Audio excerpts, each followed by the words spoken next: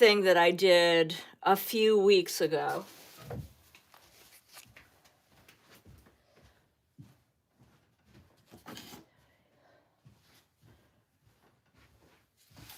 So a few weeks ago, I worked on a little watercolor study, and this was one that was, you know, just a quick study I did. I think I did this for a short, and I took a photograph of a cat, and then it was my cat, and then I added some pattern, and I did a little watercolor, and I turned it into a short for my channel. But I really liked some of the way the composition was, and I loved, you know, things about it, but it wasn't in any way a finished painting. So then on one of these live streams, I took it and I made this little acrylic painting. So I took the idea and I further developed it. I liked some of the things that I had in the study, and then I added other elements. And so last week, and for the past several weeks, I've been doing a series of portrait drawing for beginners. And so I've done a bunch of different things where we deconstruct the face into just individual details like eyes, nose, mouth.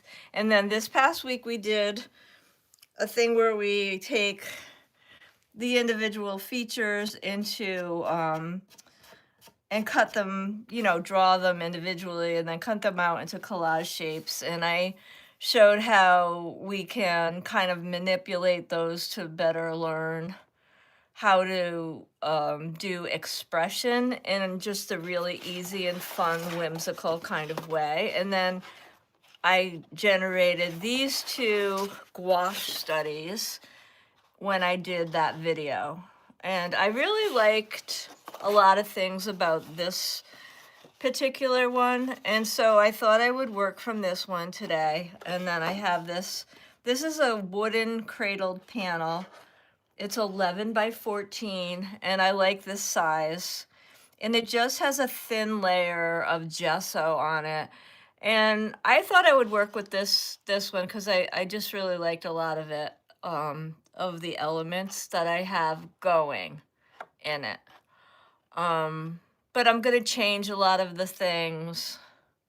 I also liked the little bird here, and so I may ditch the flower and bring in a bird. I put a bird in a lot of my paintings, so that's kind of something I do. I really like pattern. So I'm gonna play with this one today, and I'll have it sitting here to work from and refer to.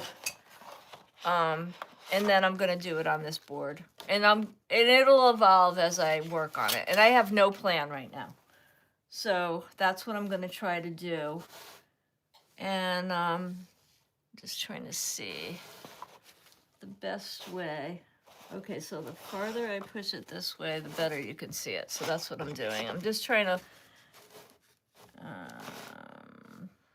maybe not. Okay. I'm just trying to see the best way for you to see what I'm doing.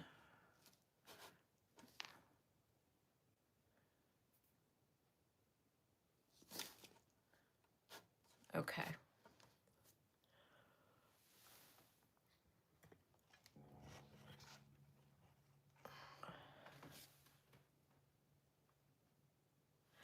All right, I'm gonna start, I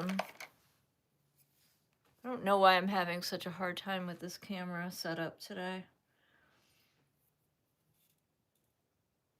I want to get this better so people can really see what I'm doing.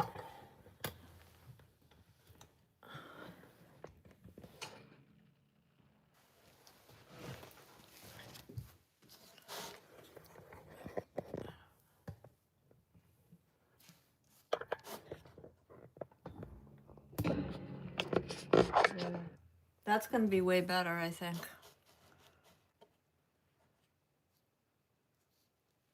Sorry I'm fussing with this so much. It just doesn't want to cooperate today. Okay.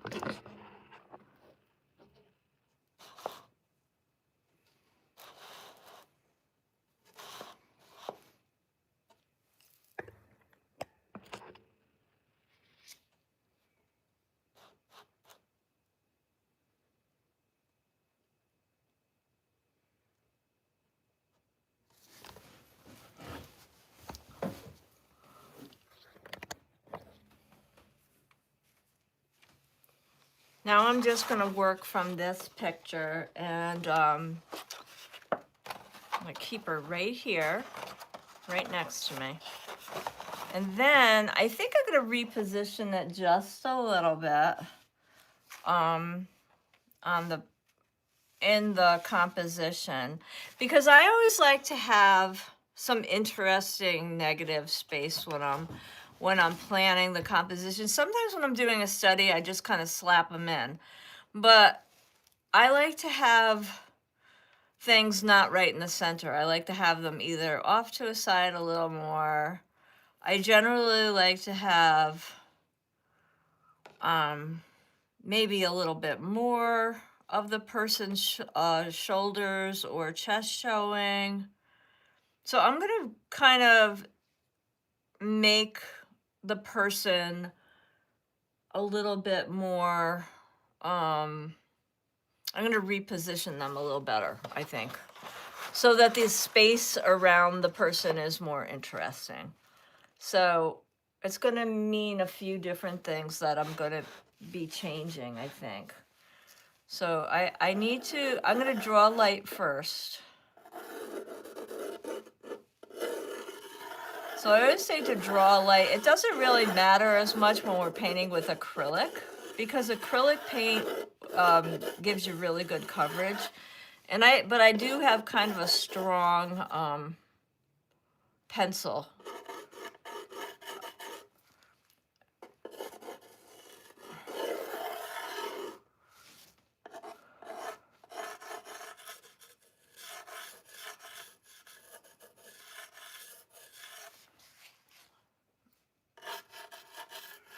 So I wanted her kind of more off to a particular side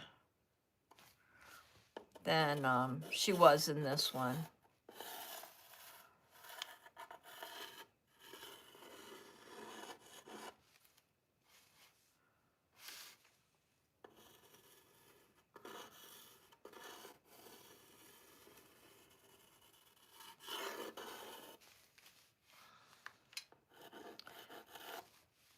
And she's also looking kind of a little bit off center. So I'm kind of taking that into consideration. She's kind of, she's not really a full 3/4, but she's not really on center either.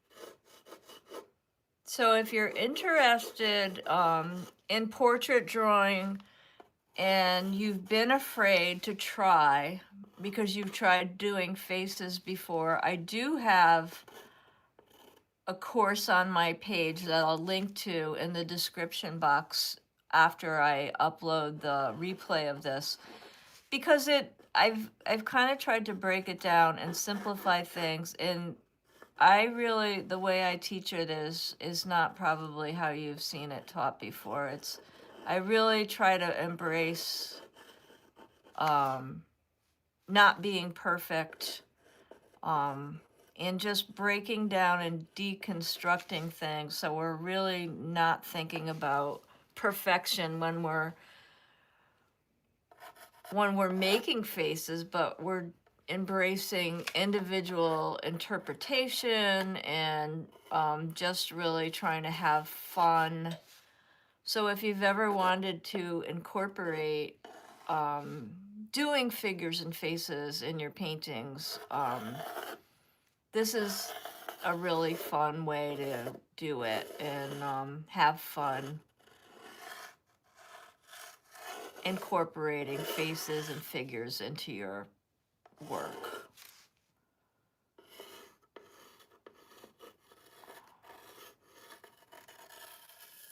All right, so I'm getting my girl in. I've included a little bit more of her shape and her outfit here, I think. You know, I've included more of her shoulders here. I really like the little outfit I gave her. And so now I did kind of like the idea of the having her have a little bit of a lace on top of her dress. So I'm just going to indicate that I'm going to continue that idea, I guess. That's just a guideline for me for later. I'm going to block in some shapes, I think, just so that I know that I want to add these flowers in later. It's good to have stuff go off. So like including some things that maybe aren't complete.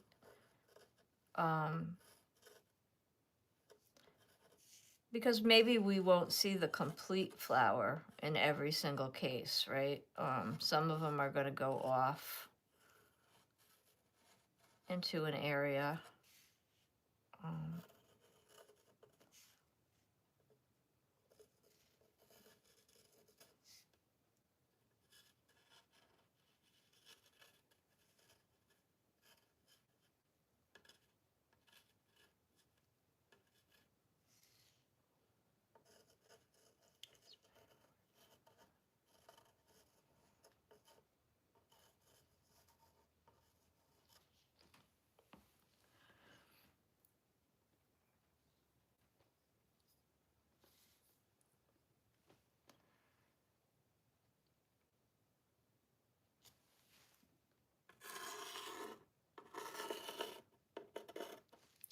So when I'm doing things like this, and I do want to put a little bird with her, I sometimes I'll break out my little my little collection of these little birdie books that I have.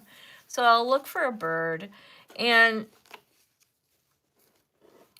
I really love these little books. I have so many of these. This one's really old. It's like completely falling apart. It's probably, this is one of my older ones. This one's from 1929, and it's just it's just I think this was supposed to be a field guide from back then, but it has the most wonderful bird prints. So I'm gonna flip through here and I'm gonna try to find a bird. I have another one that's not quite as decrepit as this one, but this one has like the best birds in it. I just love it. And I'm sure some of these birds are now extinct because it's so old. But sometimes I look through and I just try to find something very, very cute. But I love birds. And so sometimes I like putting a bird in my pictures. I just like my people to have a bird, a wild bird, not even a parrot. I don't know why that is. I just do it.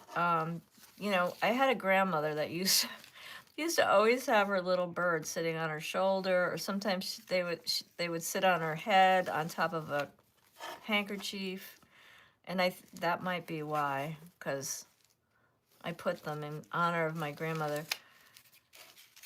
All right, so I'm gonna find a bird.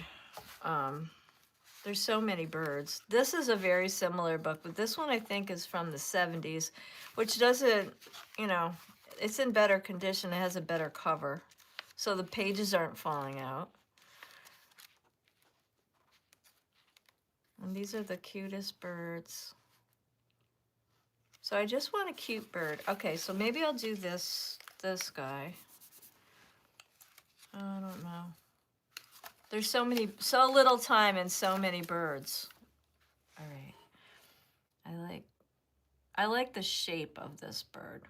And sometimes that's all I'm looking for. And I don't stay true to the actual bird, but I mean, maybe I'll just do this guy. He's very cute.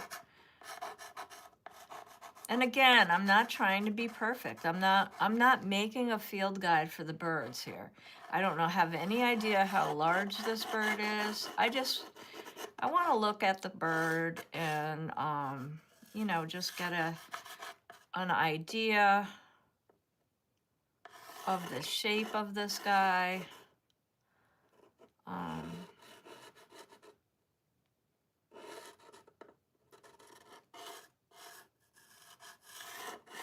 I'm just going for a general picture, something I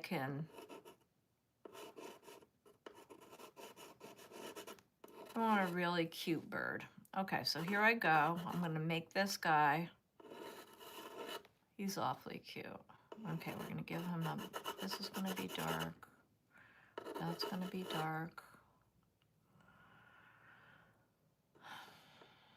And then this will be white. That will be white. That's all yellow. Okay. And then he's going to have some whites. All right. Okay, so I put this cute little bird in. And I'm going to leave this book to the side because I don't want my books to get covered with paint. And then, so that's going to be adorable now. I already like it much more. I love the colors that I have in this.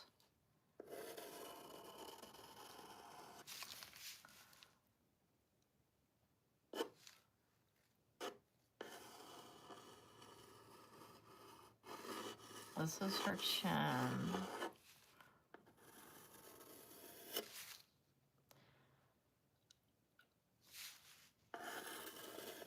Sometimes, even if I have things covered with hair, I want to see where the underlying structure of the face is, because it just helps me think about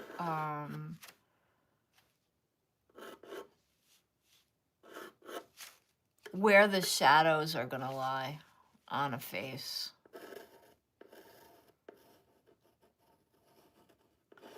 And that's what I'm kind of looking at right now.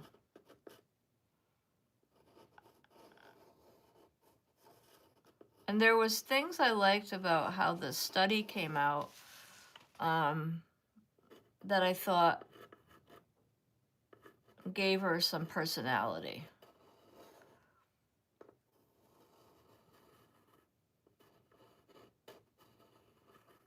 I liked that her lips were pretty full, and I'm just trying to indicate some of the stuff that I liked about her features. And honestly, I had a photo reference, but what I do when I'm drawing and painting, if I'm using a photo reference, a lot of times I'm using it very loosely, more like a light reference. and I may take some elements of it.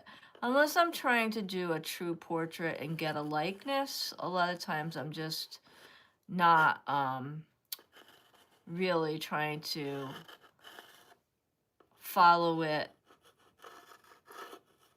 that way, unless I'm trying to do a real portrait of someone. But once I've done the initial studies, I don't look at that ever again. Okay, I'm really trying to only now look at my studies. Okay, so I'm trying to work from my own work, and that is one of the ways that you can really develop your own style, is by working from your work. So that's kind of what I do. I'm now just using my own studies as a reference, rather than going back. I don't even know if I have the original photograph anymore. I think it was a magazine image. I don't even know what magazine I used that day. It might have been a vintage fashion magazine. I'm just not even sure which one it was. Sometimes when I go to life drawing class, I have stuff, reference drawings from that I can pull from. And then, that's what I'm working from. Now she has, you can see part of her ear, but I don't think we were worrying about that too much because of her hair. Sometimes we might see an earlobe if a lady has long hair.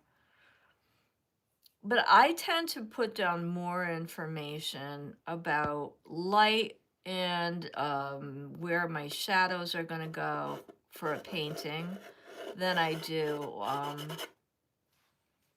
if I'm just doing a quick study. And that's what I'm doing here. I'm looking at all those shadow places and where there's darker areas. Now the background, I love the color, but I want to bring in more elements in the background than I have in the original study. And I really do love including foliage or pattern or other elements. So in the front and the foreground, I really do like the red, the pale blue, the red, the pale blue, the pink. This is a much warmer pink than this very crisp and cool red. And I'm not sure if you can see it on the camera, but there is some, I popped in some green in the background. And I did that for a complementary color pop, thinking that I wanted to remember that if I decided to use it for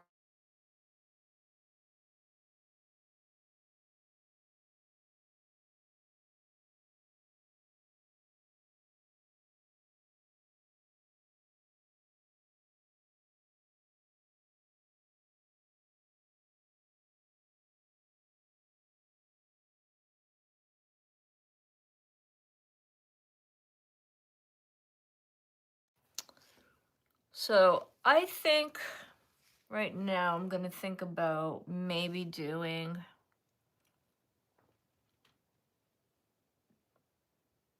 maybe a little pattern in the background. I'm not sure. Because it would also bring some energy and some thing into the background. But I'm thinking it might be maybe,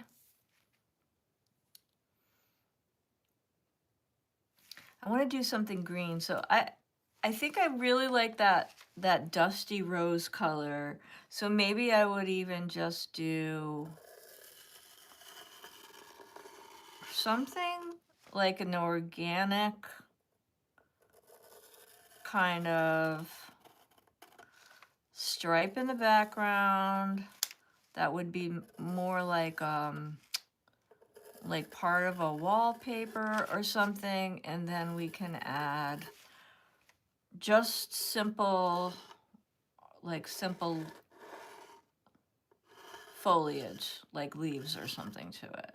So it would kind of look like wallpaper with a simple pattern.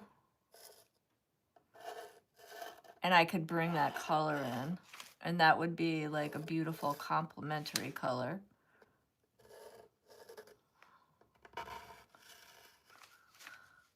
And it would look really organic in the background. And it could just be part of the entire piece. So there we go. All right, so now I have a base drawing. It can actually like kind of evolve in so many different ways. And now I'm just gonna grab my colors and start painting. And I'm gonna work on the figure first, or on the face first, I think. So I'm gonna grab a few colors out of my acrylic paint stash here. And when I'm doing that, I am gonna pick them very carefully. I'm gonna get this stuff all out of the way here. Oh my goodness. All right, I'm gonna get that stuff out of the way. We are gonna use colors that will continue through the entire painting.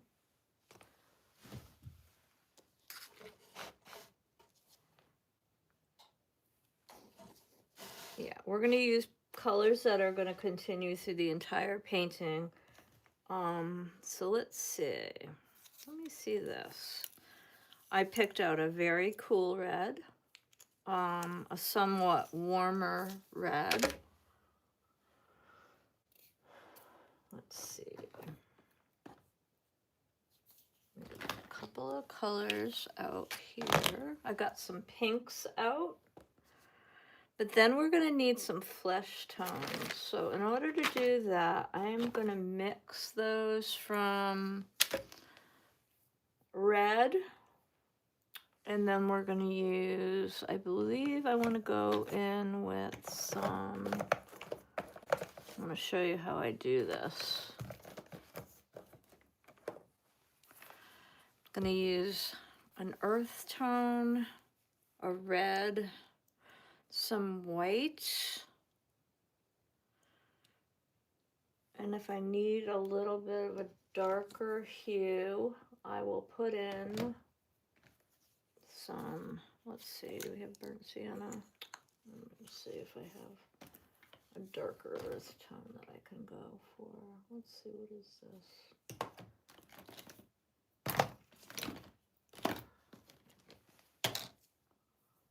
Umber.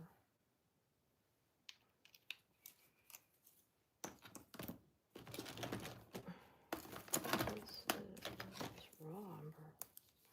Okay. All right.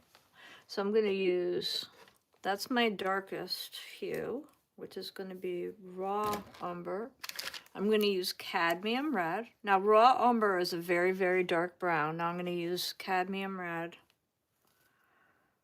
I'm going to use yellow ochre. I'm going to take the top off. I love Liquitex, but they're the worst with,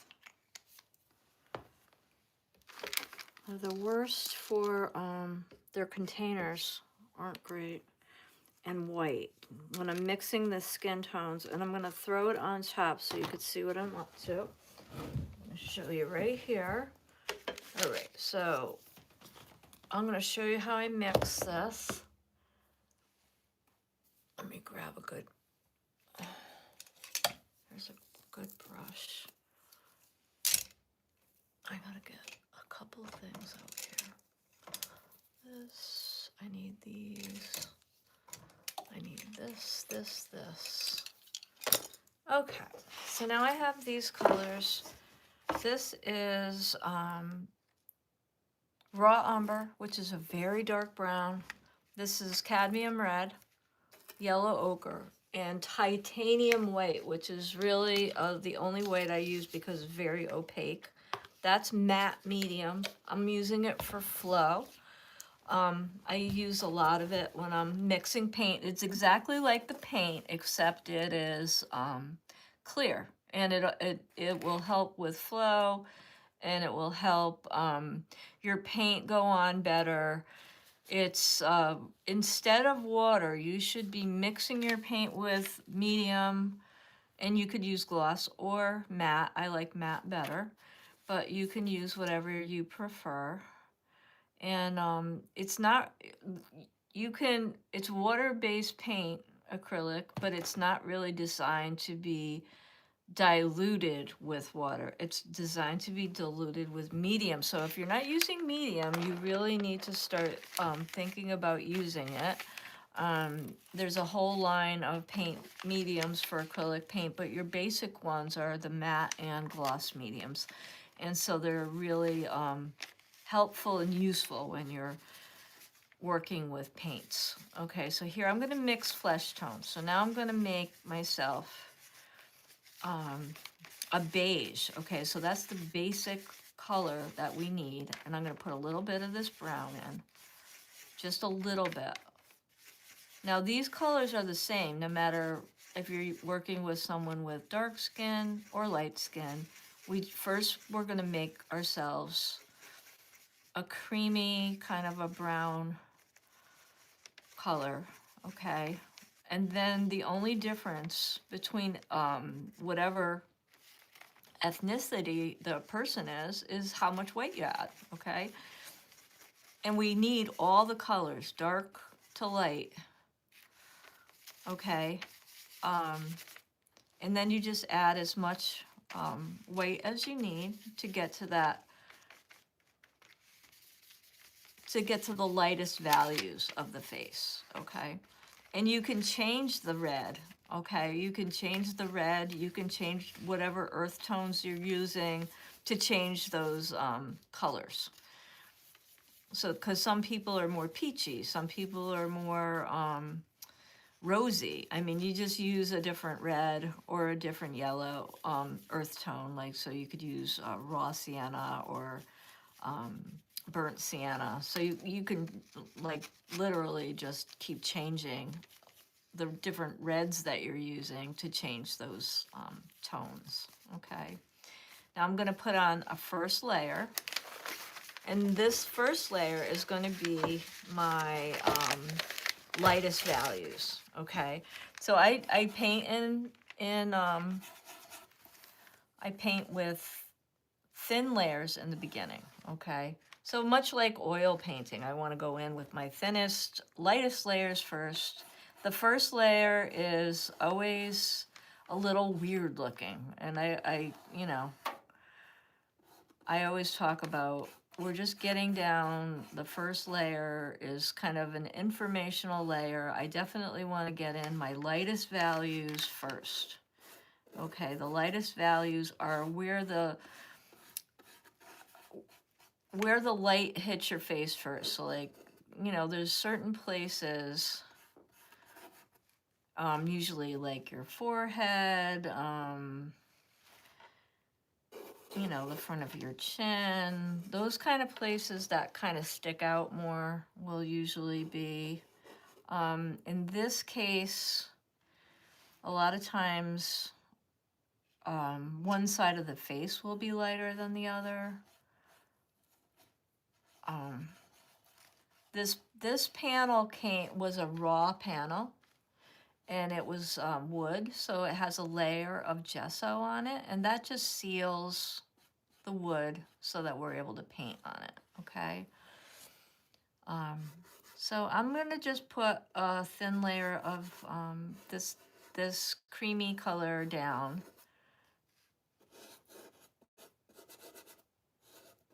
And it's very thin layer. Okay, so when you put this first layer on, it's not really gonna look like too much. But almost immediately, I'm going to start layering in a little bit of the darker color, and it's always slightly darker, like when we're looking at this, like the neck is usually a little bit of a darker color.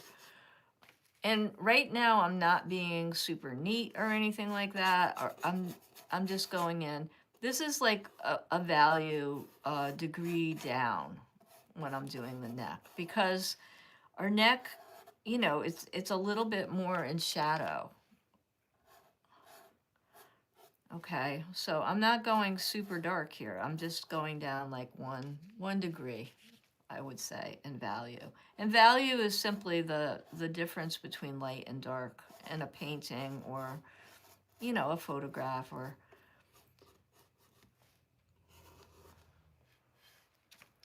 we usually can see a little bit of a difference in value between the neck and the...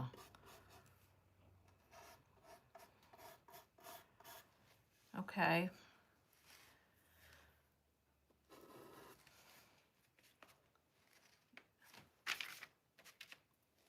I'm still using a pretty thick brush here too. I'm just trying to block in these areas, and I'm only doing the first two values here right now, okay? The slightly darker value I'm putting on, you know, the cheek here, right below the nose, around the nose, because those are all places that we're gonna see a little bit of a darker value.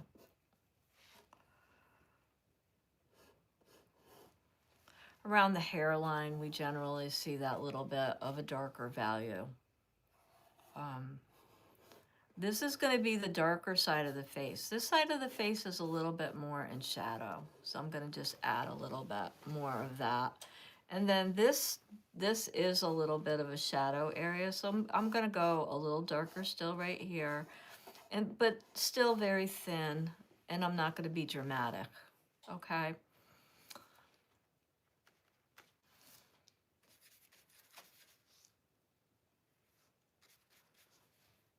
And I'm still using the same colors. I'm still in that same color family, and I'm just going to, I'm just coming in with that same cadmium red that I used to create the skin tone.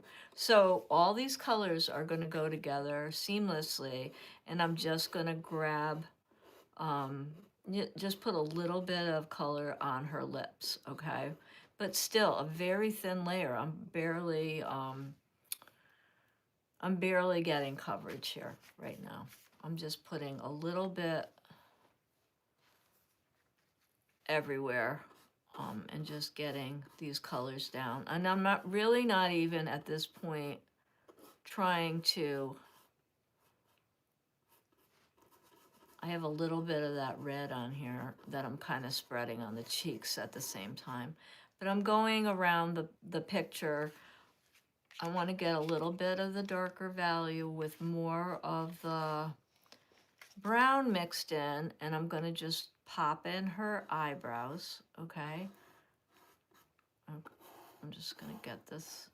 I'm trying to get some of the detailing in, but still, this is the baby layer. This is only the first layer. The first layer, we're just blocking things in. We don't want to go crazy. All right, now I'm gonna give this brush a big swish, and we just have things blocked out. We're not crazy yet. We just have, you know, her basic face, her neck, a few of the values on the face. I'm gonna put in her pupil here, okay, and a pupil here.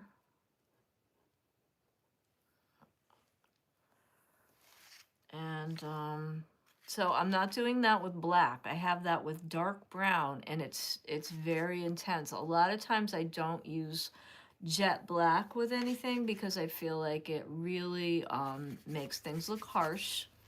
So a lot of times if I can get away with doing a very dark color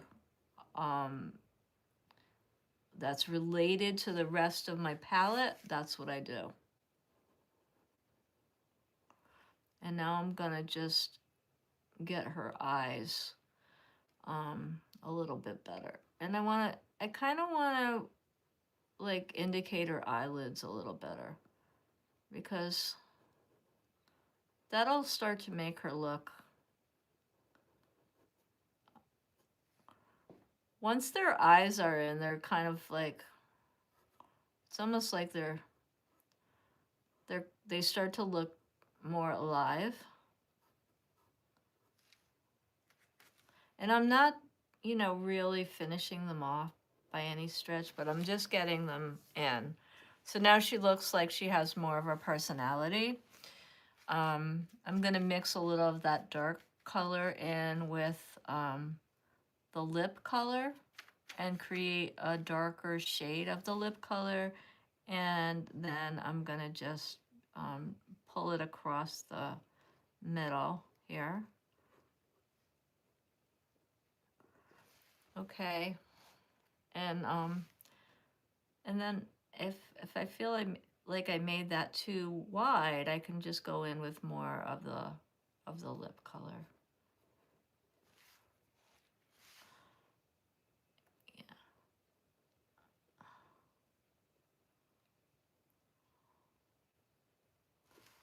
And this is all stuff to play with, you know, you can kind of have a good time with this and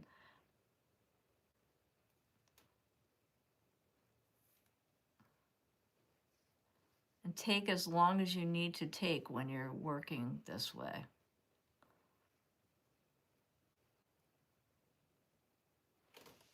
The thing I love about acrylic is that you can go back and forth as many times as you need to until you're happy. If you're unhappy with the way something comes out, you can paint over it. Acrylic is very forgiving and it's very beginner friendly. So you can really have fun just playing with the process.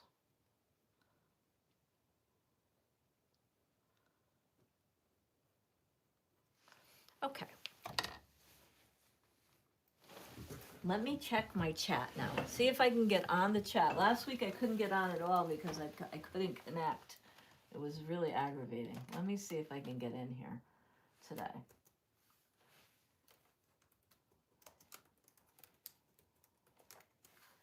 Let's see. Let's see if I can get in there.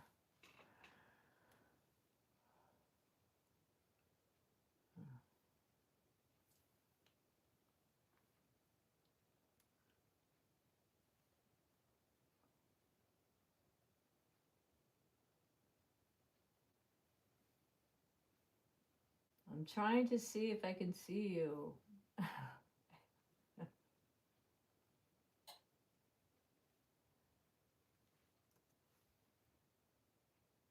I'm trying to open the panel and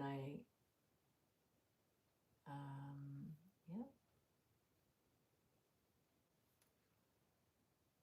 It's not letting me do it.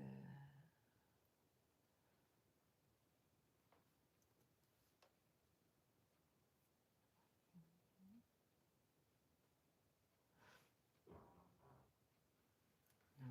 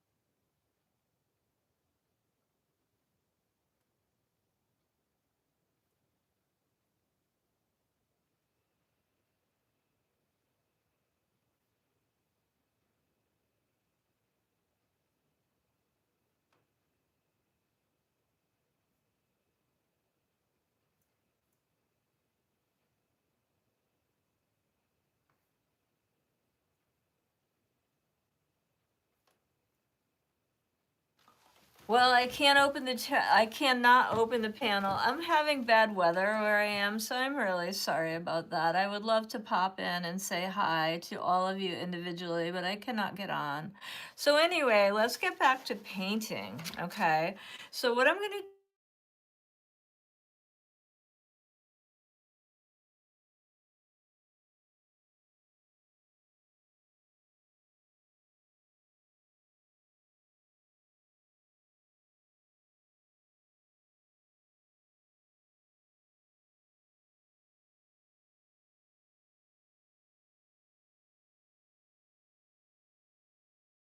Today I'm going to choose one cool red to go with our warm red, and our warm red is the cadmium.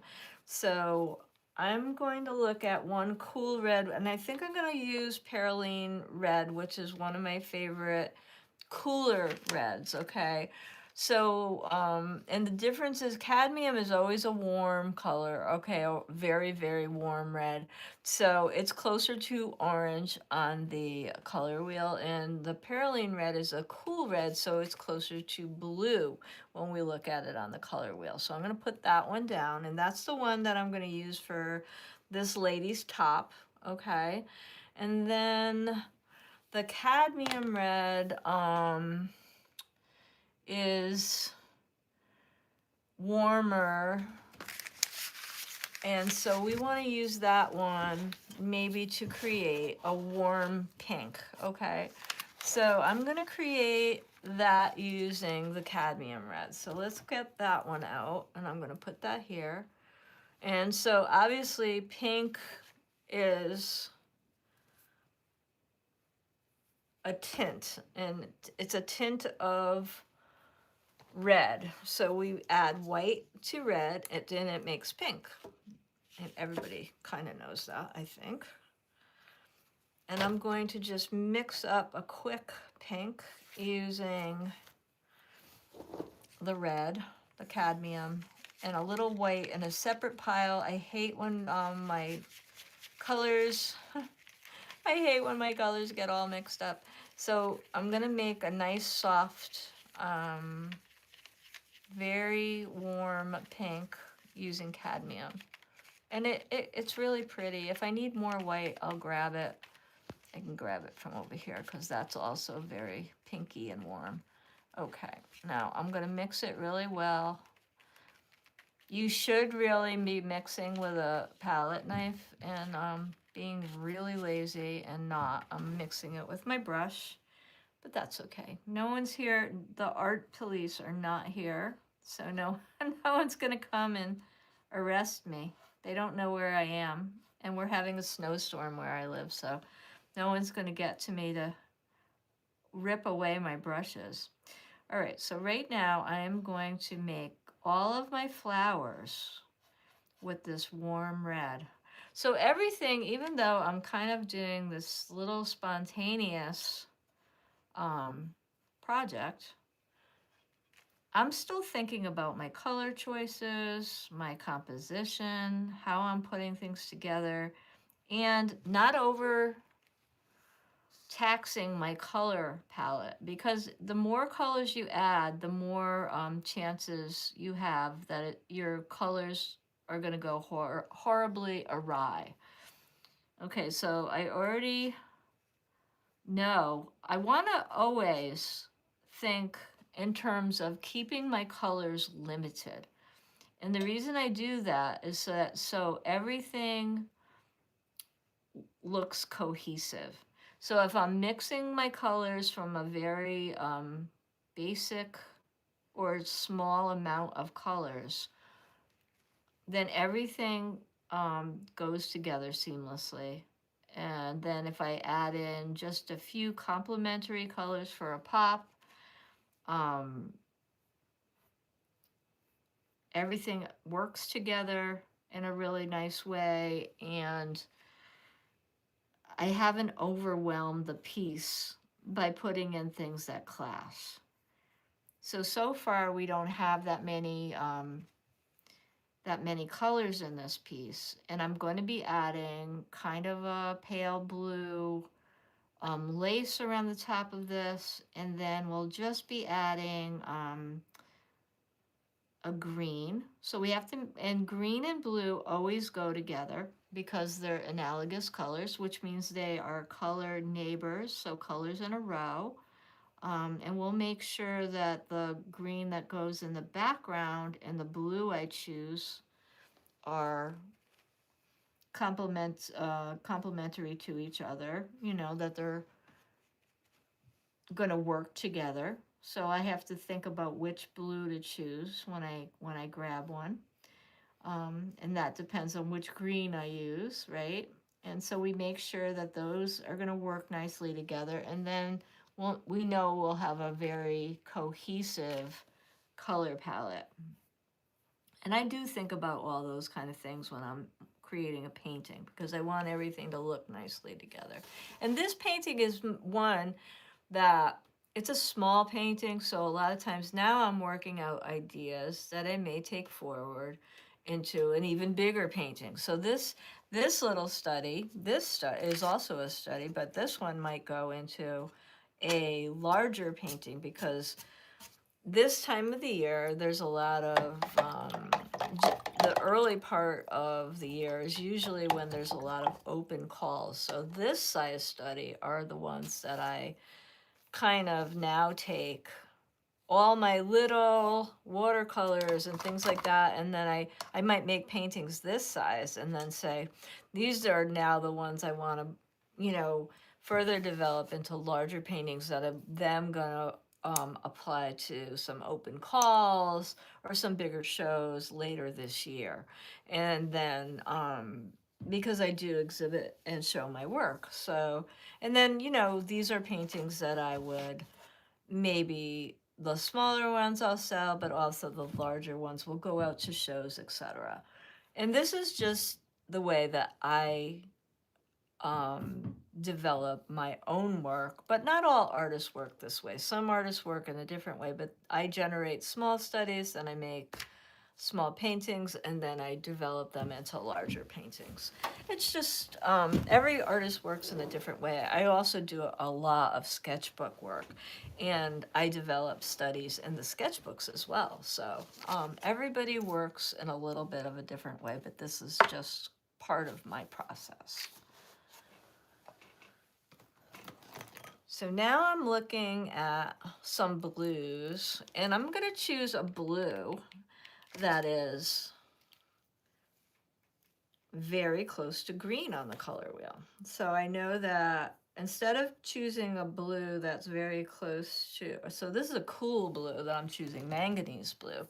It's a very beautiful oceany kind of blue, but very close to green on the color wheel. So I'm choosing what we would call a cool green, okay? So I know that this one will look really great with the green we choose and the background of this painting. So I'm going to make another tint, and now I certainly don't want to grab any sort of white from my red or anything that's been near the cadmium. Now, the other reason I'm choosing this blue to go next to the sweater is, or next to her shirt, and we have all this cadmium, is because blue and orange, now cadmium is almost orange, okay? When we put it next to blue, it's like a complementary color, so it comes out really beautiful. You get a very nice complementary pop putting them next to each other. Even though the majority of this shirt's going to be red, just having that little bit of cadmium, you're going to get a nice color pop here, or I'm going to get a nice color pop here. Okay,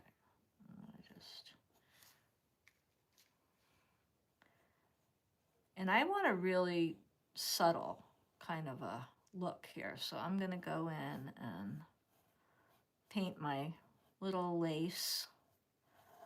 It's kind of like a little bit of a lace neckline on this that I'm doing.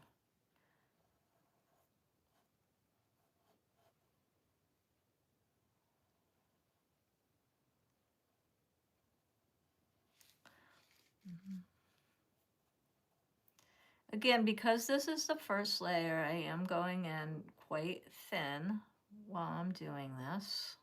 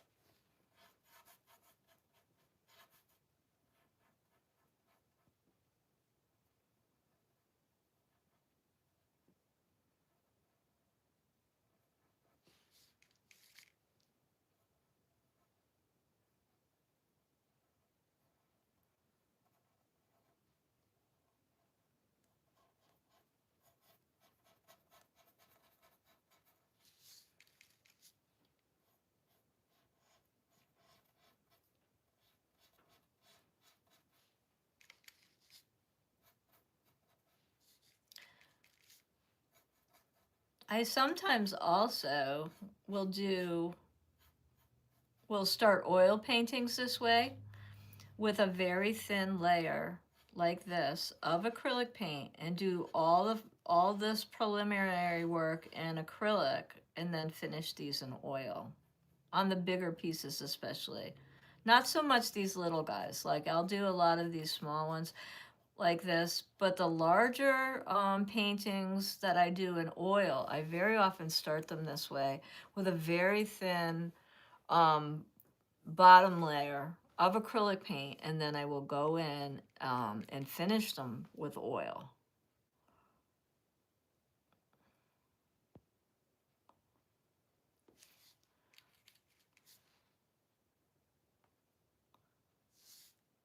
And now I'm kind of coming back into this layer and making it look like this was a kind of a knit or crochet collar. And I'm just adding some different values in that same color mixed in with the manganese blue and the white and different different values.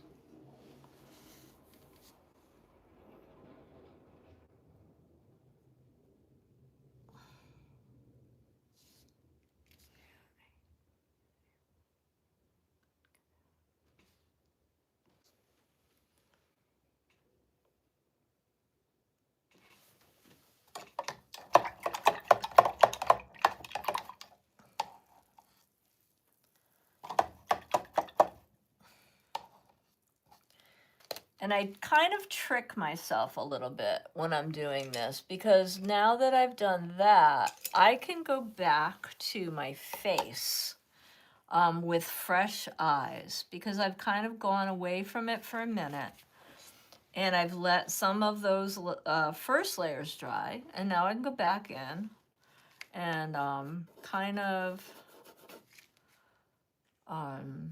go back in a little bit and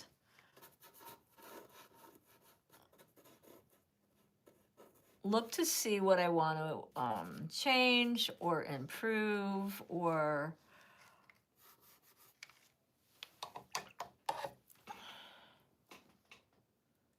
see if I want to add anything to these other layers.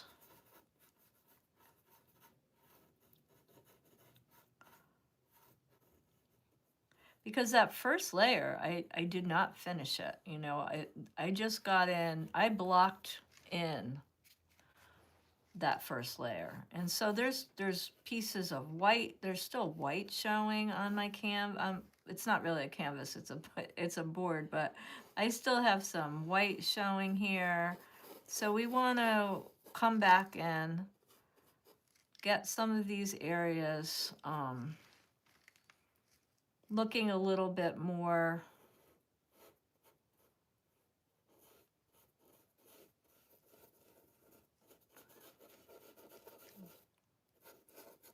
the way we want them to look. I want to look at them a little closer. Okay. So there's parts of the nose that really are brighter and lighter, and I want to figure some of that stuff out. There's also places that definitely have shadow. The nostrils always have shadow. We want to get that stuff in. You don't want it too crazy dark either, but I mean, we want to get some of those areas taken care of. Under here, there's usually a little bit of a shadow.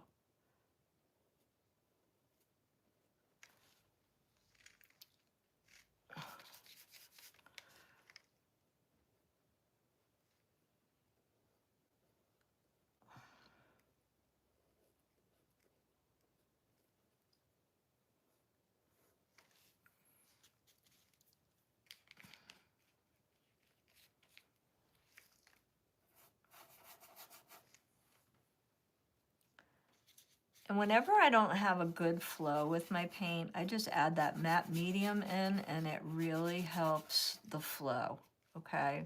That's the other thing it's really good for. It will really help your paint flow and blend.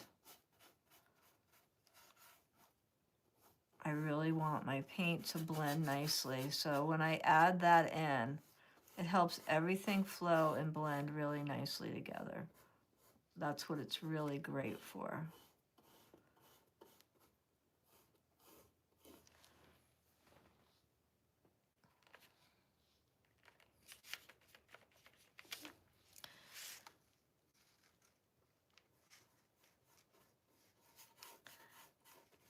There was some places that I felt were a little, had some hard edges that I want to soften up on here. And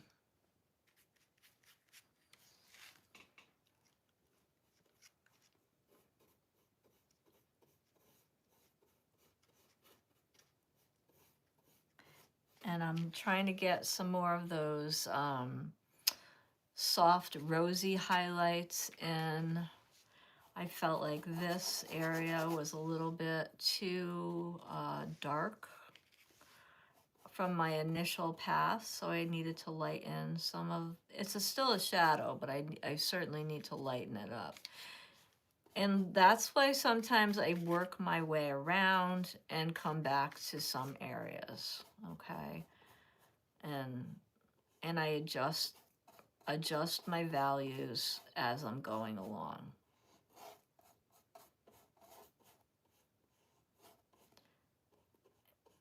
And I don't really want harsh lines either.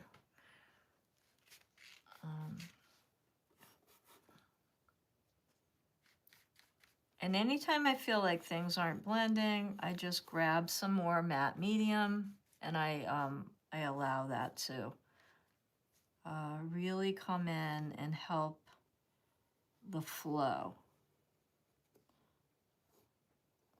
It really helps everything flow together, and it blends everything off really nicely.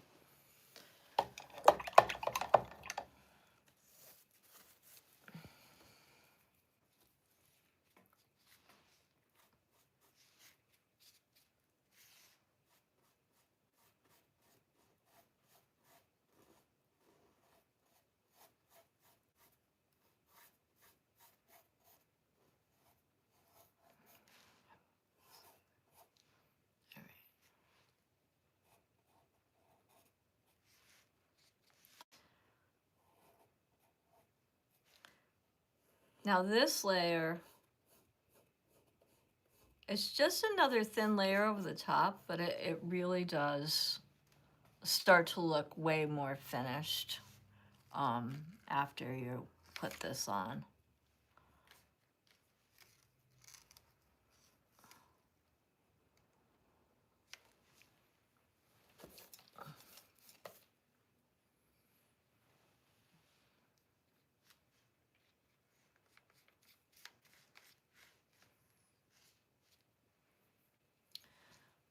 So the thing that I loved about this person that I thought was so adorable was that she had really cute freckles. And so I added them in. And so I'm going to put them back on this one too, because I really loved how they looked.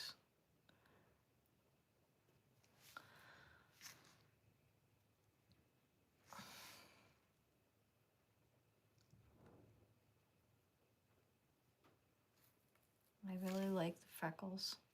So I had a lot of freckles when I was younger, and they've kind of faded out, but I never minded them. I kind of like them.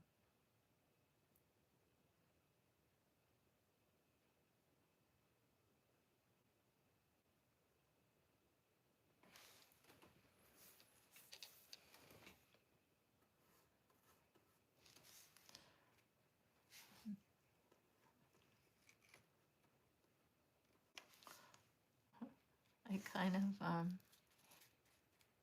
have a little accident up here.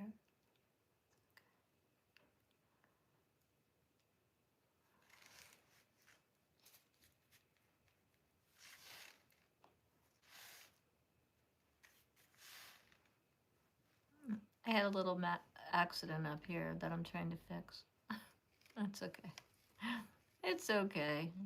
Stuff happens. It's all right. We'll get it out.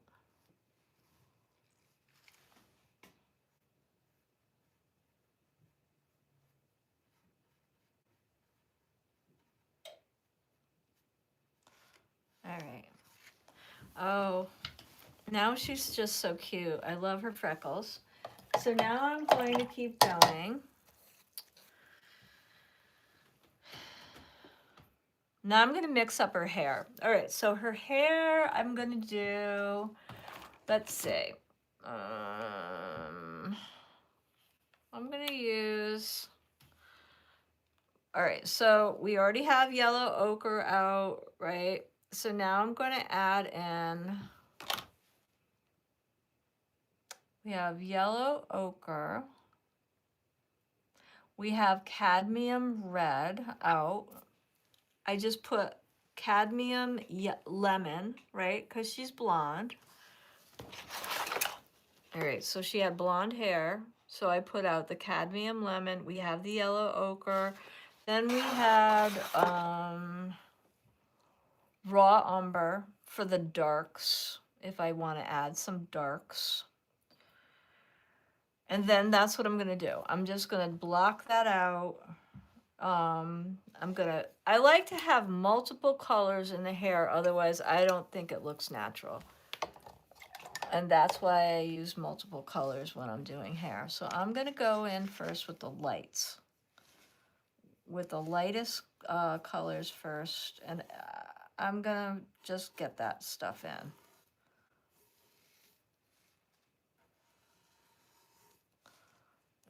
And I do have quite a bit of matte medium that I'm mixing into this because I'm going to get better flow with that. And I'm not going to worry about the bird right now because he's just kind of hanging out. And I can paint over the legs and stuff.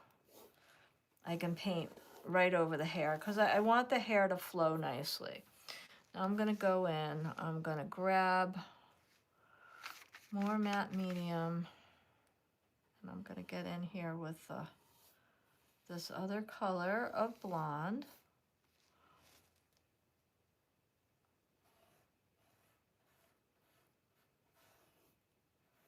And I want to do this while everything is kind of wet, because I want it to blend really nicely.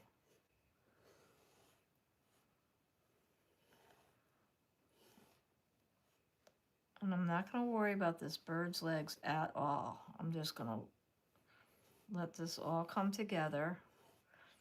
Now those lightest lights on the hair will just come in like highlights, okay?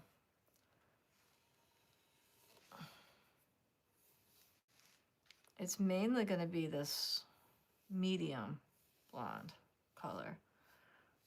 And then I'm going to go back and just get a little bit of that dark in there. Or maybe I'll, all right. There we are. And now I'm going to get some darks, and because we all have a little bit of that, no, you want to get some of that darker value in, and that'll make it look more natural.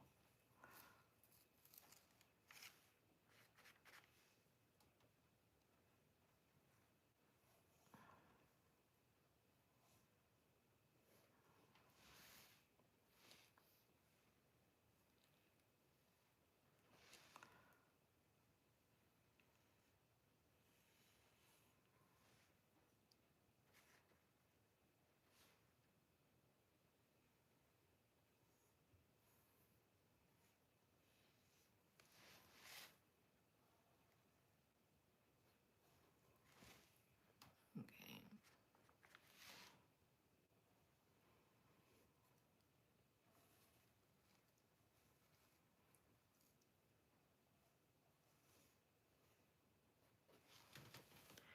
Okay.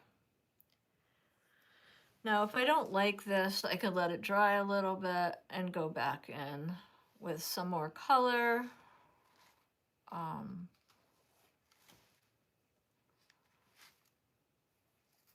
That's what I love about acrylic, because it's so easy to touch up or fix or change.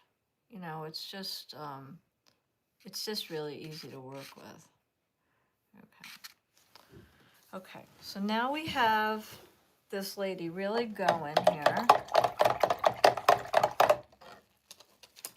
And now I think I'm gonna go into her shirt a little bit. Okay. I see something that I wanna fix. Okay.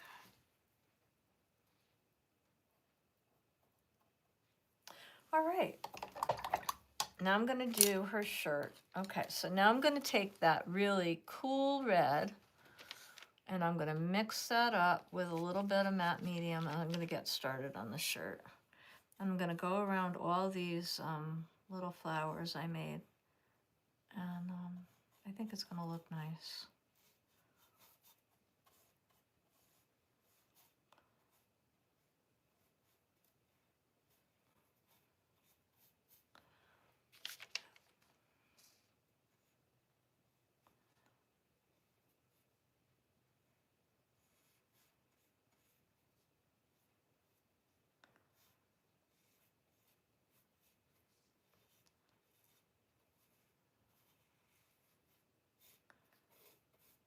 Now this first pass, again, I'm doing kind of thin because you don't want to blob the paint on that first pass. The first pass is just, you know, we're getting the color down, we're doing a thin layer, and then you can go back in and put down more. I do have matte medium mixed into this paint. Now, even when you're painting in other mediums and you're painting with oil or whatever, you always put down a thin layer first. And then you come back in if you want to build up. I do like texture, but I don't put it down first. I put down a thin layer first, and then I go back if I want more of a textured look. I put that later.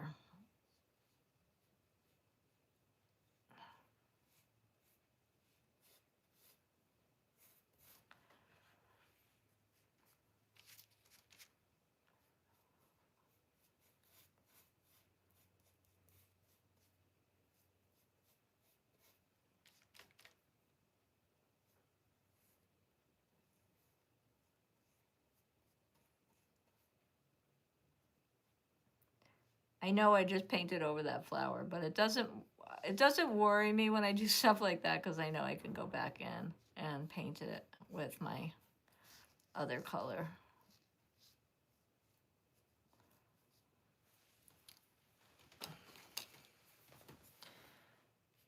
I have some mixed up right here.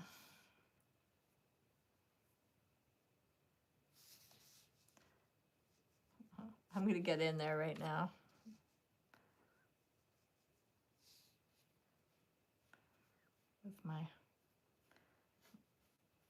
With my other brush, I'm getting in here.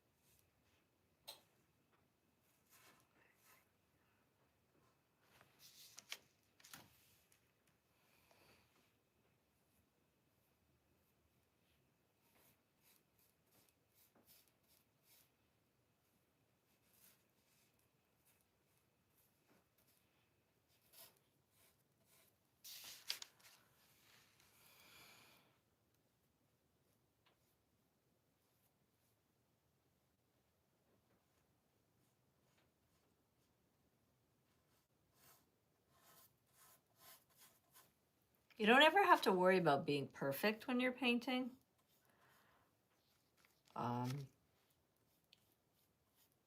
You can always go back in and make things perfect later. I mean, you could just get, a lot of times it's about pushing yourself to go a little bit faster. Like when I'm painting, a lot of times I'm trying to make myself get in and do it. Just push. I push myself to go fast because then I can't overthink my decisions when I'm painting. Because you don't want to overthink your decisions when you're painting. You want to just get in there and get everything down and then go back and refine. Because when you're sitting there and you're overthinking every little decision that you're making on the page or on your canvas, then you're going to be afraid, right? So just get in there and do it. If it doesn't come out right, redo it, you know. You can always change your mind later if you don't like something. If you don't like something, just do it again. Do it over. That's why I like acrylic, because you can just you can change your mind without an issue. And your brush strokes will be more spontaneous when you work that way. If you really get in there and start pushing yourself just a little bit, you'll start to see things evolve faster. Okay. Now I have one layer down, and I want a little bit of texture on this shirt, so I'm gonna put it on the paint a little thicker this time, and I'm gonna go for some brush work. I want some brush strokes in here. I want the brush strokes that I'm adding now are gonna give this some energy, okay? So I want a little texture to show. I love the energy that it's giving. I'm kind of alternating the brush strokes as I'm laying the paint down. Now, if I was doing an oil, I would do the same thing, and it would take a little bit longer to dry, of course, if I was doing an oil painting, but it would leave a beautiful surface. It would leave a really nice surface. Now, in places that are very delicate, like here, I wouldn't be able to do that. But on a broad surface like this shirt, I'm getting a really beautiful effect, and I really like that.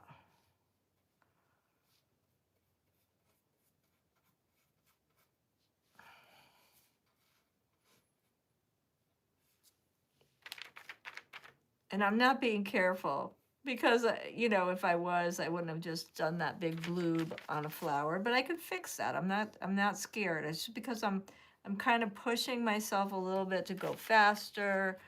I'm grabbing thick chunks of paint and going over this bottom layer.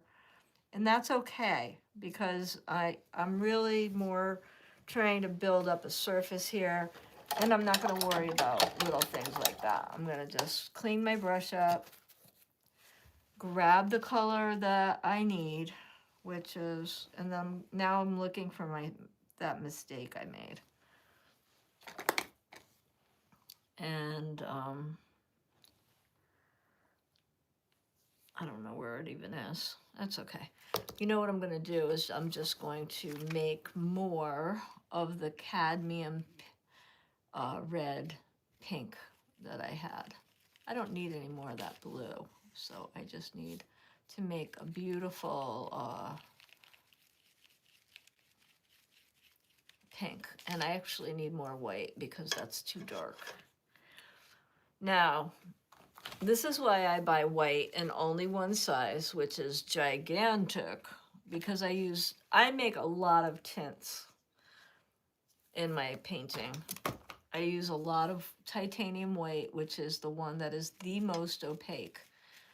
So if I was using Chinese white or zinc white or one of the other whites, I would not be able to make these tints because those whites are not as opaque. They're far more transparent and far more difficult to make tints with. So I use, now I'm gonna go over my flowers one more time because I really built up a very thick kind of surface with the rest of the shirt, and I want to do that with these flowers, is just lay in another layer, because this layer I put for the flowers is very thin. And now I want to build this up nicely so that it's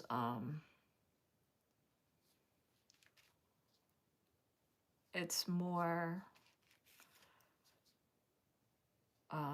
dynamic and vibrant.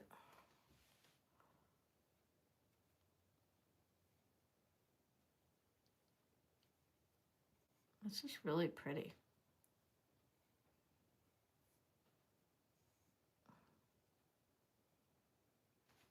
Okay. Yeah, that looks really great now. I like how that looks. I'm very happy with it. And I think what I'm going to do next is I want to tweak the background just a little bit. I still want it to be a very warm pink, but I want to change it slightly. The other thing I kind of want to do is take a little bit of this bright yellow. Oops, that was a big blob. I don't want to do that. But I want to put in some of the same yellow I used in the hair.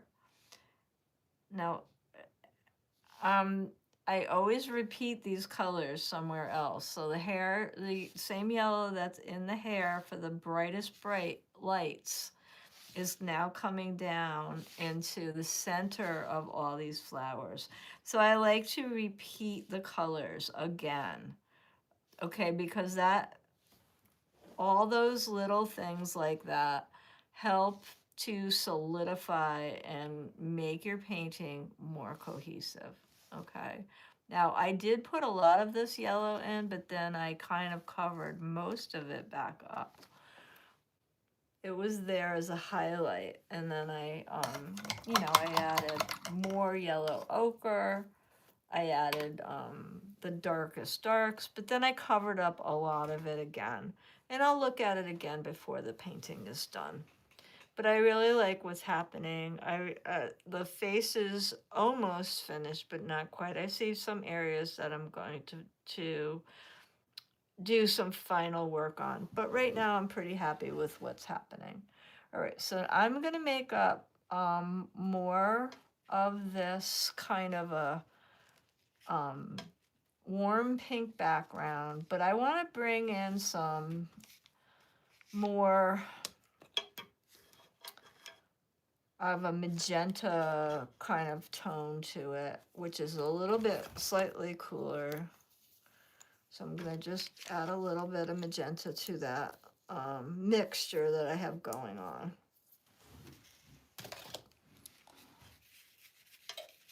And see what I come up with. And see if I can come up with the color I'm looking for. Let's see. And I'm getting there with what I have here, I think.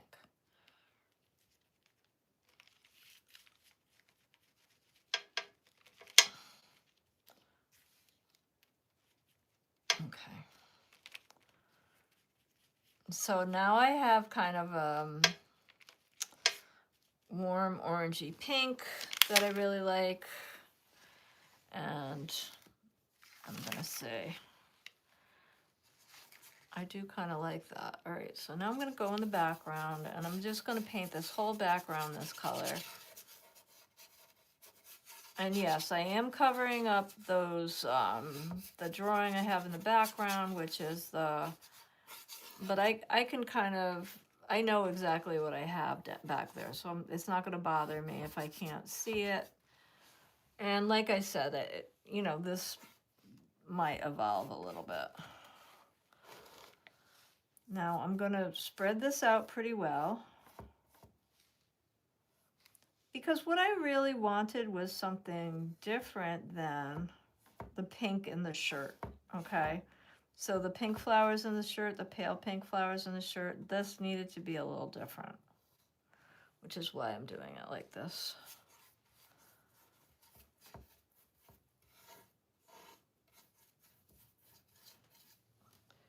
All right. Now, I paint the sides of the panels a little different, so I'm not going to do those right now.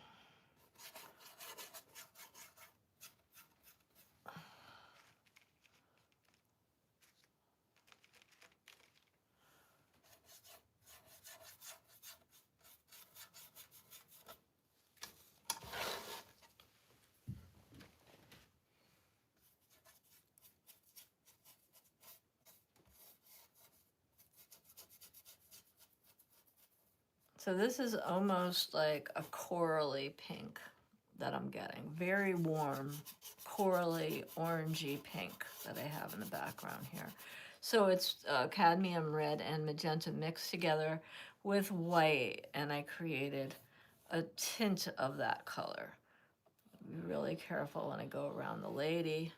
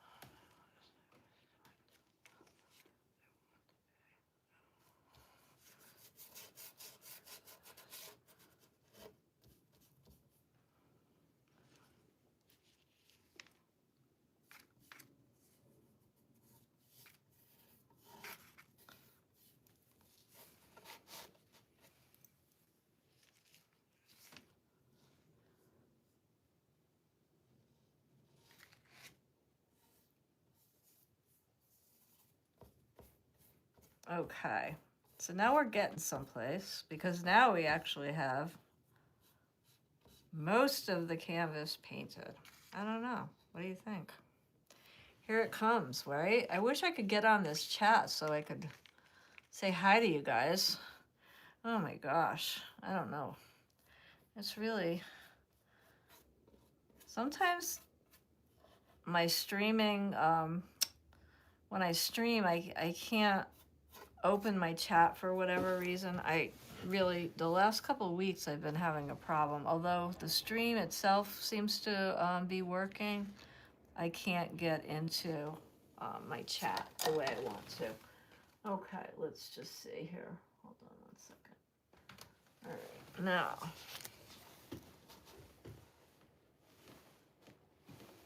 All right. So I want to get into this bird, right? We have this little guy here. Well, my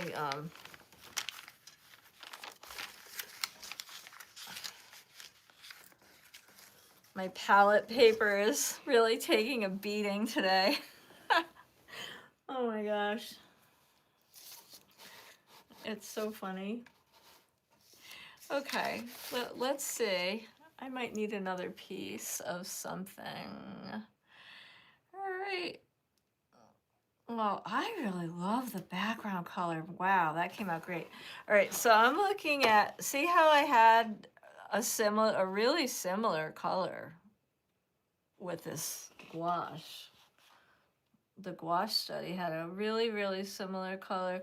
And then I was like, how am I going to mix that? Well, sometimes it just takes a minute for you to think about how to mix the color in another medium, right? So I was like, well, I knew it was warm, right? So it had to be a cadmium reddish, but then I knew that it was more of a magenta. And like a lot of times the colors aren't named the same thing and all that. So you have to really kind of play around until you figure it out as far as the colors go. All right, well, we know we're going to be putting in some kind of a pattern in the background using the green and all that stuff. So, but right now what I need to do is I need to find, I think we need to start a new piece of palette paper because this one is really getting, it's so beat. I might have to just move this one out of the way because it's, maybe I'll just move it here and try not to kill my other studies. And then I'm just gonna put a new piece in. And then what I'm gonna do is when the background is gonna dry super quick because it's gonna dry just really fast because it's acrylic. And then I'm gonna come in and start working on this bird, I think. I just need to grab, what I'm gonna do, I think, because I don't wanna use black, is I'm gonna look at some neutral grays for the bird. Neutral gray is a color in acrylic that you can get. Golden makes neutral gray. Liquitex makes neutral gray. They're really handy to have. And golden, it comes in several different shades. A lighter version and a darker version. I like both. I think Liquitex maybe only has the darker version, but both are good. You know, you could definitely, they're very useful to have. Now, Payne's Gray is very blue. In some color palettes, it is actually it's actually a replacement or a substitute for blue. Like if you're painting with the Zorn palette, for instance, it actually can be a replacement for blue. It has a very blue cast to it. Where neutral gray is really a neutral. You can really use it as a neutral color, which I love. Okay. And so that's why I really like having it on my palette and using it as a neutral.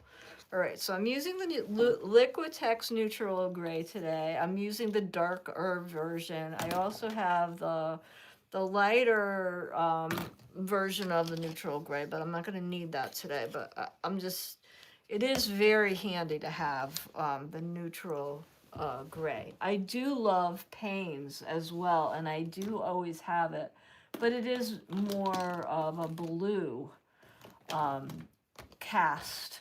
And so it's, I have both of them. I'm going to throw a little bit on the palette just so you could see the difference. Oh, I'm going to need my fingers are so weak from years of doing art that I have to have I have a special paint, I have a paint pliers to get my paint tubes open because my fingers sometimes don't want to open things anymore.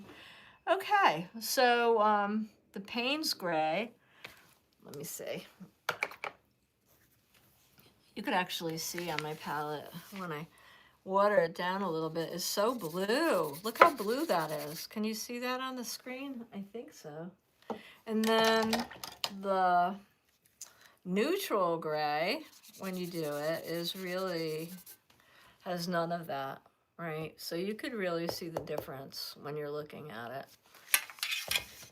But I use both sometimes as a dark, or I mix it to create darks. I'm going to put some ivory black in as well because I want to darken things up. Sometimes I use black, I just don't use it straight. Now on this palette I also have matte medium, of course, because that's what I'm using. Now the black, I'm using ivory black here, and I'm going to mix it into a little bit of the gray with a little bit of matte medium to do my bird. Okay, now I think I left that. I want to look at that bird again. And I have the bird. I think I have the bird book. Not sure. Oh, here he is. All right, let's look at the bird again. Okay. And now I wasn't even really planning this bird. I just kind of grabbed a bird, but I like the fact that this bird has, I love the fact that this bird has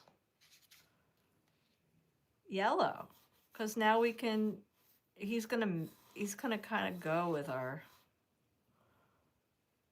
he's gonna go with our lady, and there's yellow in the flowers, and it's, this bird's kind of got the same yellow as the middle of the flower and the lady's hair. That wasn't a plan, that just happened. That was one of those things that happens sometimes, you know, just by accident. And sometimes it's fun to have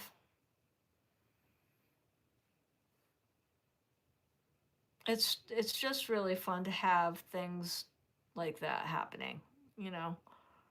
All right, let's see. He's got this that does that. All right, let's see what's going on with this bird here. All right, let's see what this bird's doing.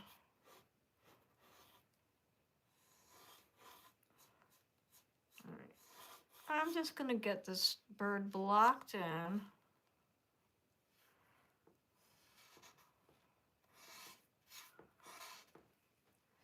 First thing I'm gonna do is I'm gonna just get him blocked in the way I want.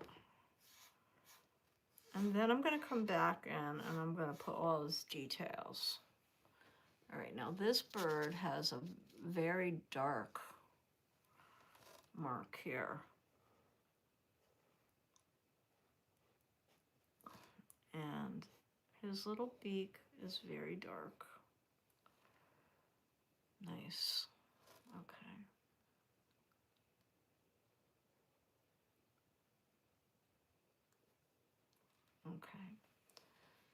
All right.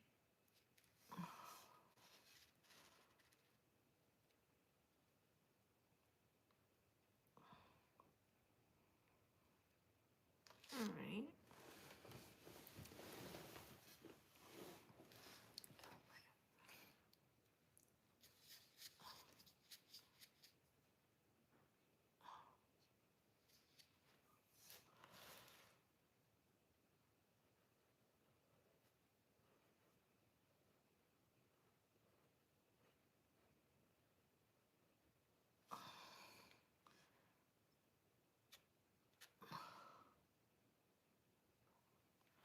Okay.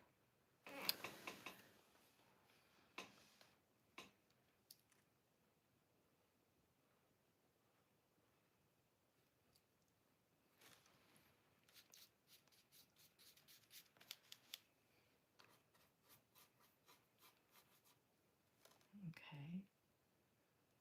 All right.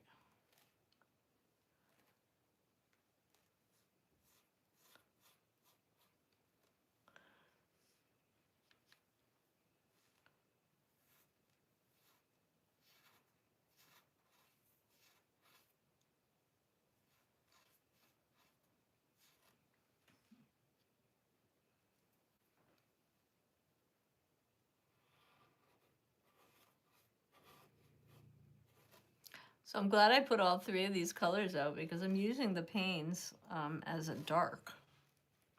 As a darker dark that's not blue, which I think is gonna be really cute on the bird. And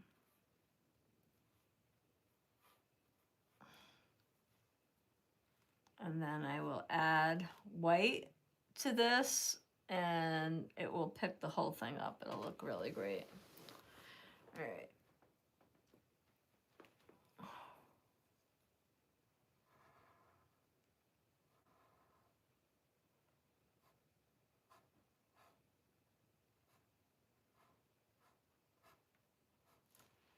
Okay.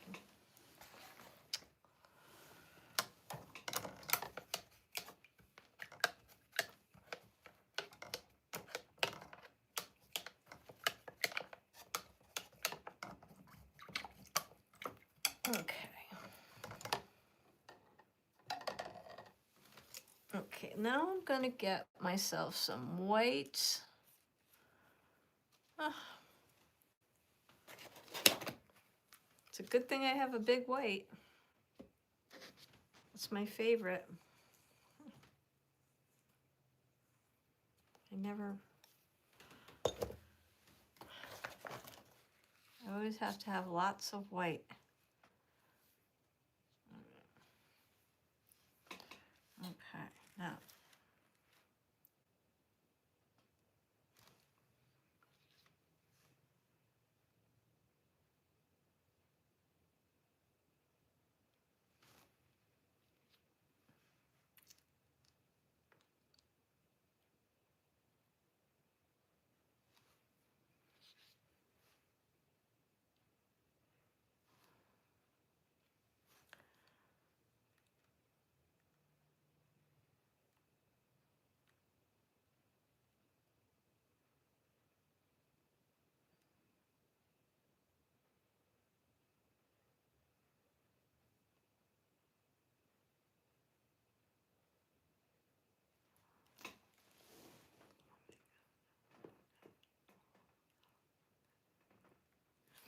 Okay.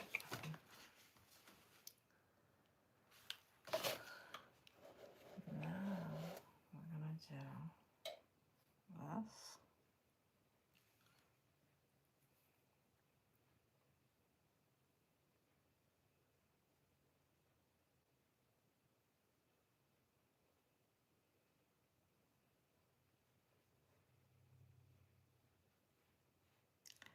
I have to fill in some of this stuff underneath the bird. Underneath the bird's, some little touch-ups I have to do in here on her hair. Okay.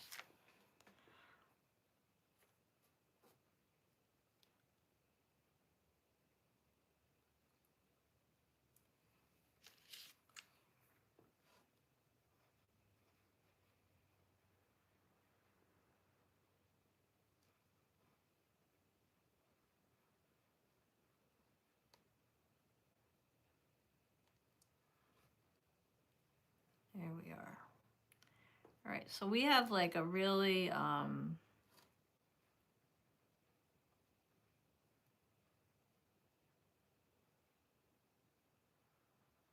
bright bird here. Now, I always say to use the best paint you can afford. And if you have paint already, to use up the paint you already have. And then buy the best paint you can afford. But when you're doing stuff like this is where having good paint makes a difference, because especially when you're using colors like yellow. So here I need to make a change, and I'm using yellow ochre, and I need to fix where I made almost black leg too fat. Now, because I'm using really good paint, I'm able to go right in here with yellow and change with a very small amount of yellow ochre. Now, if I had inexpensive paint, I wouldn't get any kind of coverage like that. If I had really cheap paint, I couldn't even do that.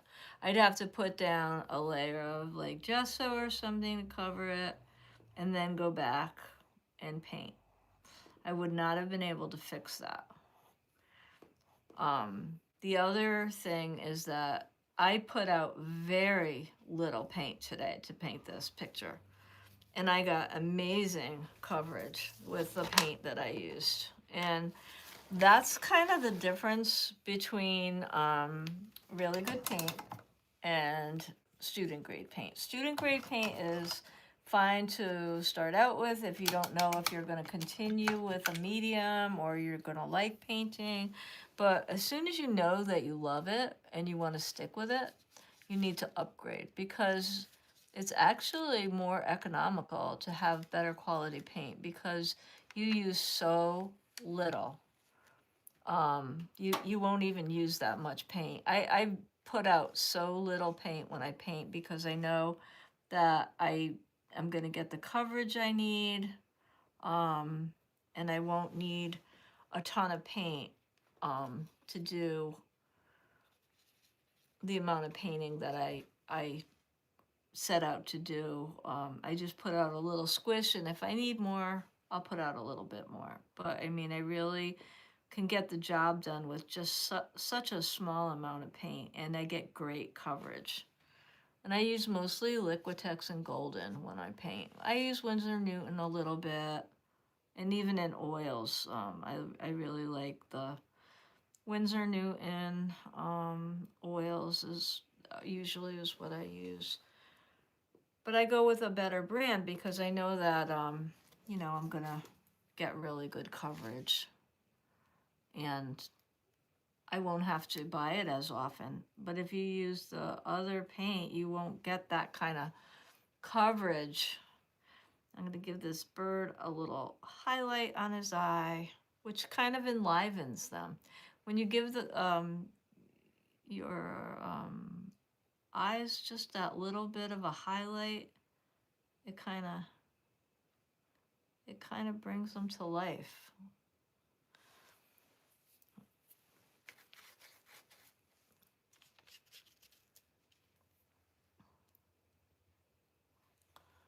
I'm trying to.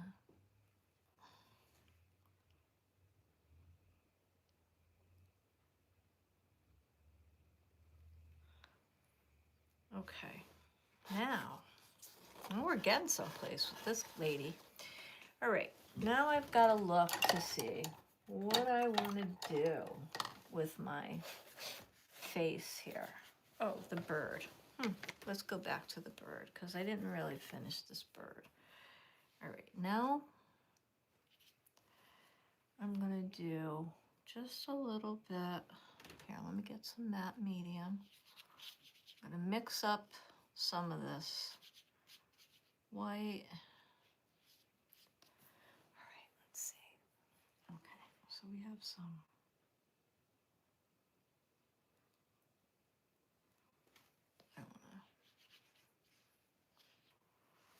I'm just gonna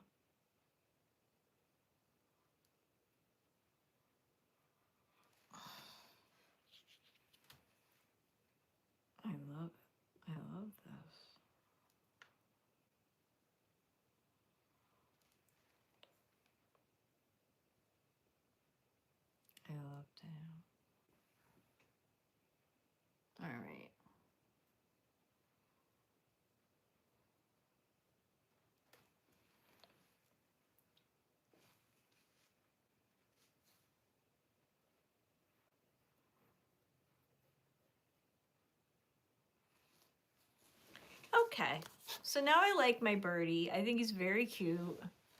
And in my little picture, he has some very, very, very...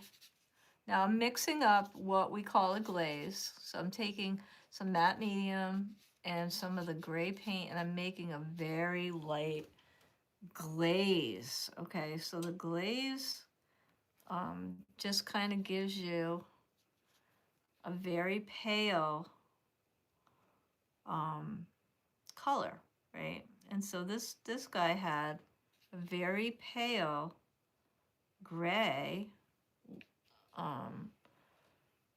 over the top of his yellow feathers, and it kind of just indicated feathers, right? So that's what I'm painting on, and it, instead of it being that bright yellow, it kind of gave him more of a natural kind of a look over that bright yellow. And I wanted to do that so that it kind of blended and looked more natural on the bird. And now I'm just, you know, putting his little feet in, and I think he looks really cute in the painting, so I'm glad I added the bird. I like the bird. I like the bird element in my paintings. Okay, so now I'm gonna do just a little bit, and I gave her like kind of smoky blue eyes. So we haven't really expanded this color palette all that much, right? So we have 2 reds and a magenta. We have the earth tones. We have the yellow ochre, raw sienna. Those are 2 earth tones. Then we had the lemon, cadmium lemon, and cadmium yellow, and 1 cool red, which was the Paroline red, and the manganese blue. So now the only other color that I'm intending to add to this is the, oh yeah, and then the gray. We added a neutral gray,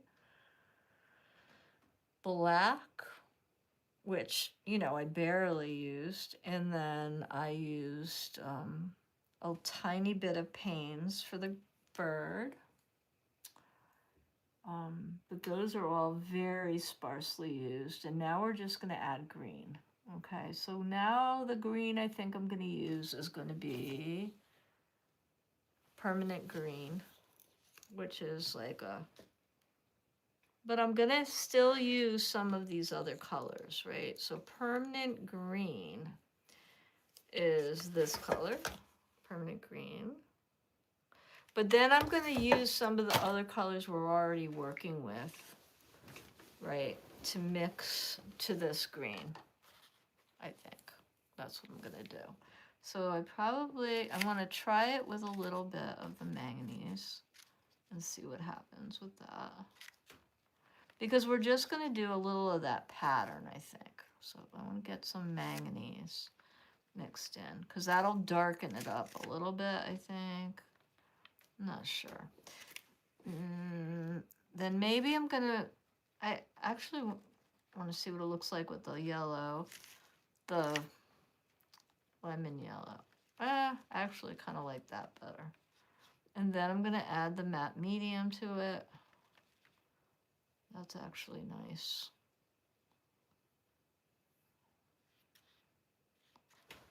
And then I want to see, I'm testing it next to our color on the palette. All right, I might want to add a little bit more yellow.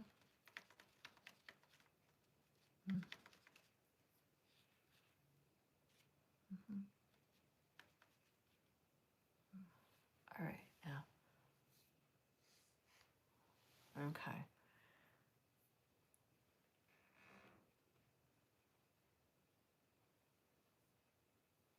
Okay.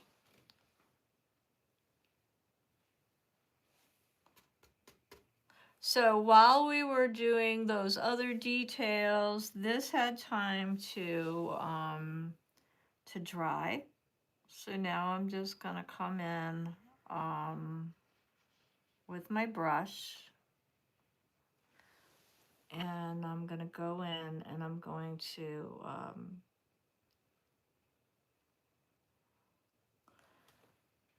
I'm gonna come in and I'm gonna put some of that background in.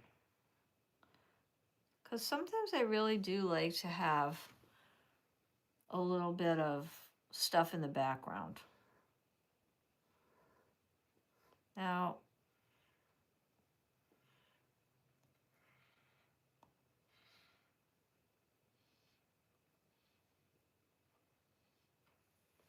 I love pattern, and I think just having a little something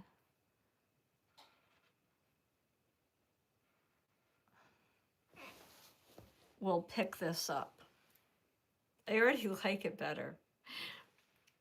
Because this is obviously pink and red, or red and green are complements, are complementary colors to green. So when we add this, we're going to get a pop of the complement. So I always say it's almost cheating, but obviously, I don't know if it's actually cheating. It's just using our color theory to our advantage. And, there's nothing wrong with that.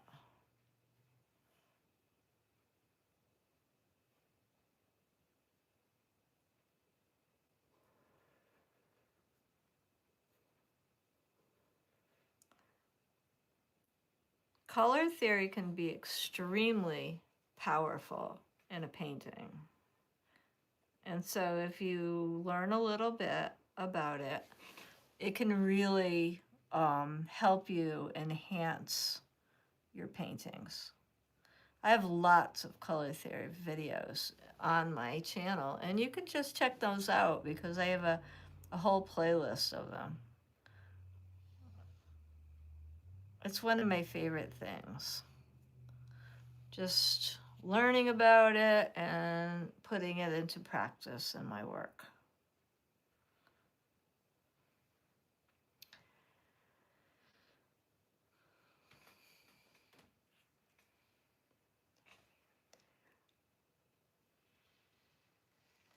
I can barely see the pencil underneath here where I drew this little design. And if I still see just a little bit of it, it's fine. I don't mind. I never mind seeing like the underdrawing or whatever, a little bit of it in a painting. It just kind of gives me a look into the artist process, or however, when I'm looking at paintings.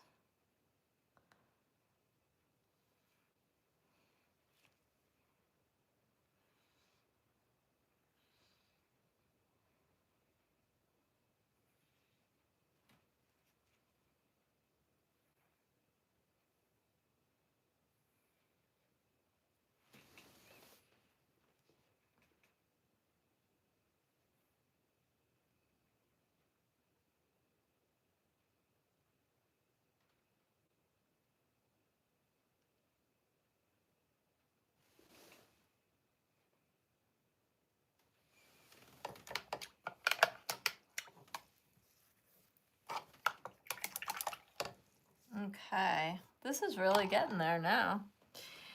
So then I just saw one other little place that I saw a part of her face that I wanted to, this was kind of just,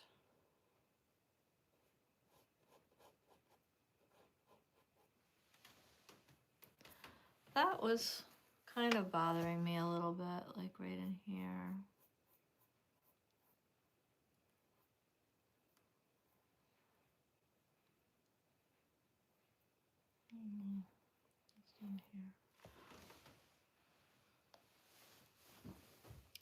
Sure.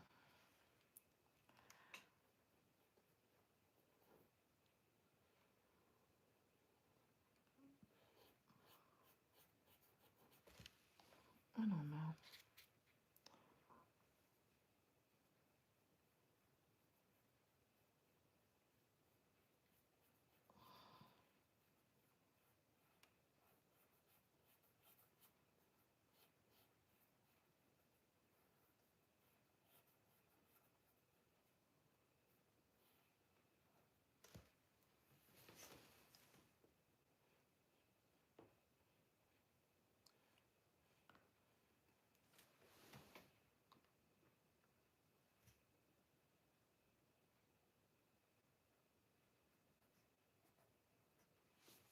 Okay. All right, so that's kind of where I would leave it. I mean, I also consider these kind of paintings to be like a study, and I would probably leave this one here. I really like the way it came out. And you can kind of see like how they evolve from like a gouache study to a more finished looking painting. And then I mean, this I could take to a bigger sized canvas or a bigger sized work on a panel. Um, yeah, I really like its evolution so far. And so, you know, this might be something I would want to explore further on a bigger piece. Let's see. Let's see if I can get this chat to open. I don't know what's happening here.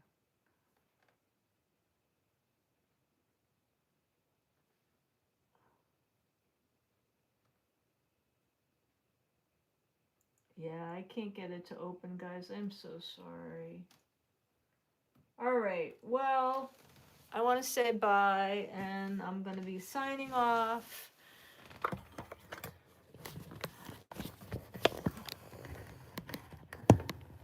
Thanks for coming, everyone. I really am so glad you were able to come and hang out today. And I will be back next Sunday. And it's really good to see everyone here. Thanks for coming. See you again soon. Thanks for being here.